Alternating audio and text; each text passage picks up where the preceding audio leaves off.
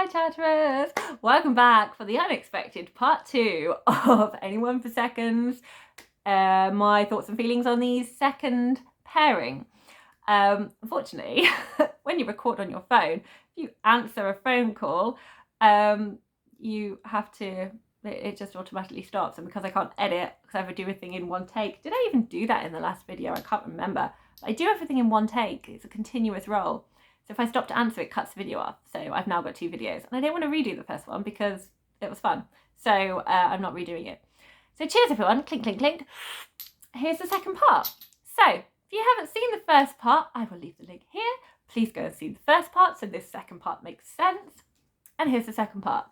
So I was finding that sentence, which I didn't find because I answered the phone call because it was an important phone call I needed to take. So I will now find the sentence I wanted to share with you.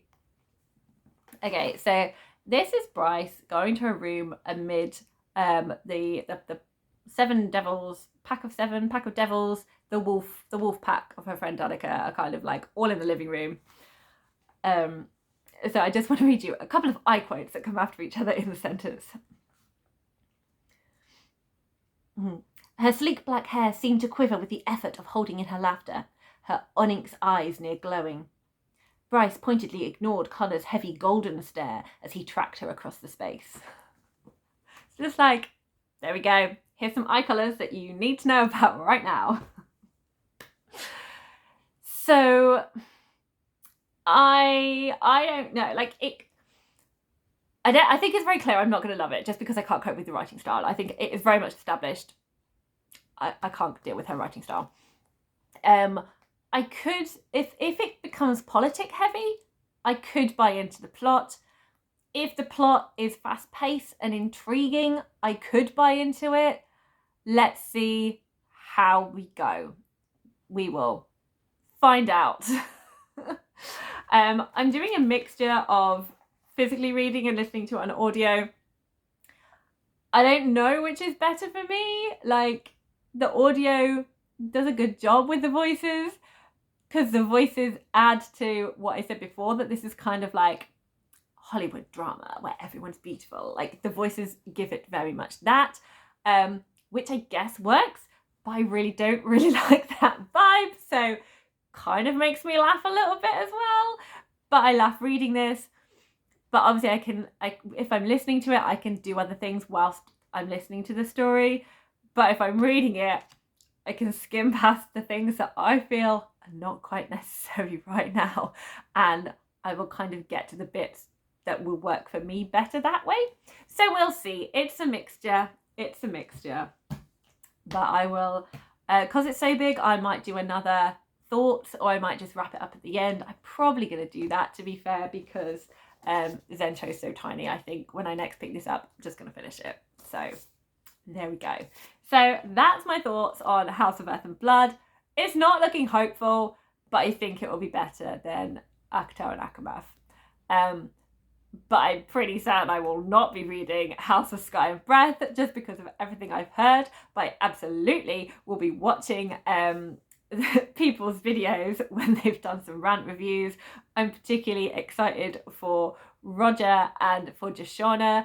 I will, if I can find their videos, I will link them, because I've heard they're really funny, and I've just heard them talking on Well Hoppers about how much they despised House of Sky and Breath. So I think they're going to be pretty funny. Okay, on a different note, Zencho, I loved her previous work. Do I still love this? Because after I read Sorcerer to the Crown, there was a buddy read of Sorcerer to the Crown on the Shelf Space Discord. And I know that Cait Coy really enjoyed this, and quite a few people in that chat really enjoyed this, but Sorcerer to the Crown wasn't working for them. They were like, the writing is totally different. Yes, the writing is different because the Sorcerer Royale duology uses Regency language. It feels of that Jane Austen, Georgette Heyer witticism. I love it because I grew up on those. It was my bread and butter. It's so comforting. It's a pure joy. Adored it.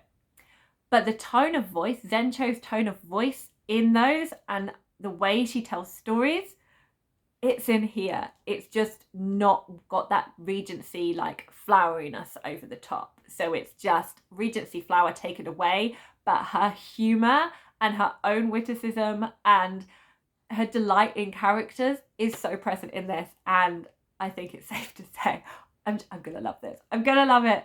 So I've just had a snippet, but we had action straight away. And through the action, we found out about these characters. And from little things that have been let slip, I have questions about them. Do I know their eye colour? I don't know their eye colour. Do I know their hair colour? Not quite, but I do know that one character is bald. And I do know that one character is beautiful, but the rest are not so beautiful. And that makes that one beautiful character kind of stand out a bit more. Am I still digging at maths? Yes, I am. And I think I'm allowed to, because she won't care, because she's a multi-million selling author and she has so many fans. So it's completely fine.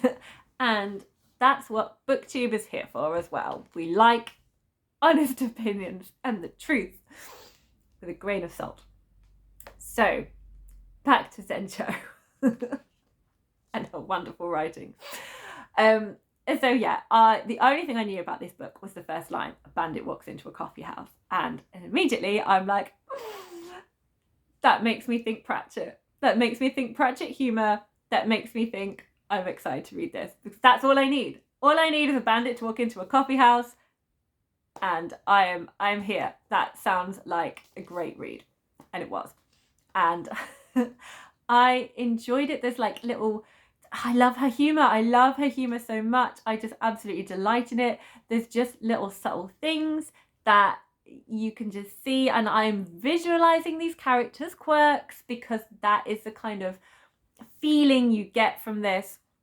So a fight breaks out because of a way a waiting staff is treated in this book by a customer who will not back down, and a fight happens, and we meet a further character. So this beautiful bandit, Feng Sheng. Let me just make sure. Feng Sheng. I do apologise. I don't quite know how to pronounce these names. If you do, feel free to tell me in the comments, because then I can hopefully do it better next time. I'm going with Feng Sheng. So Feng Sheng is a bandit that walks into the coffee house and starts a fight with everyone. And he is very visually appealing.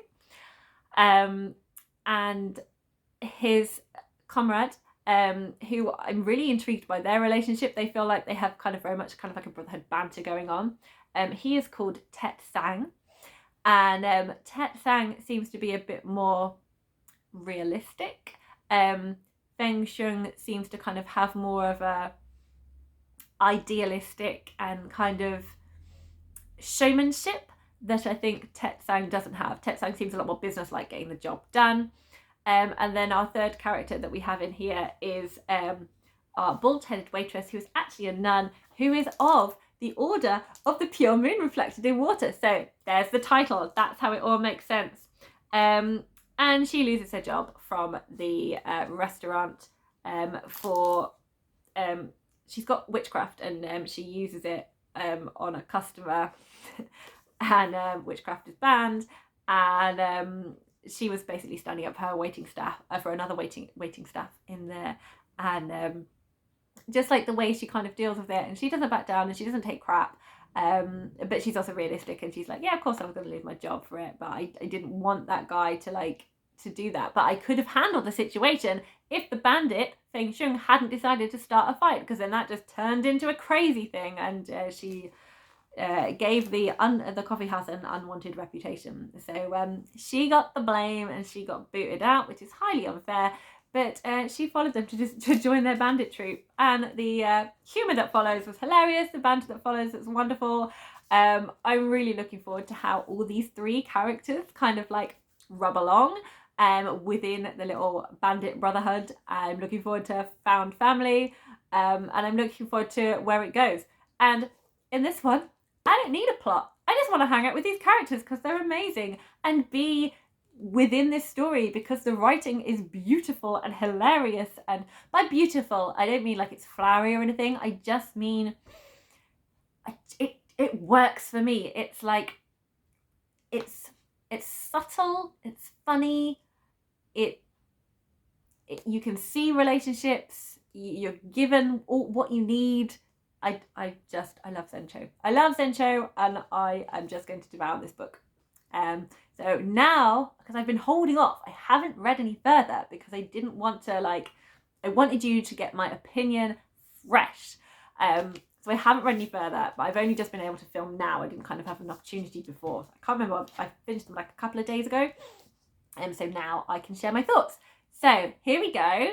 So far, my opinions haven't changed about these authors. Let's see how I get on with both these books when I have finished them both. So when I finish them both, I will do another link in with you guys, and I will let you know what I think of them once they're finished.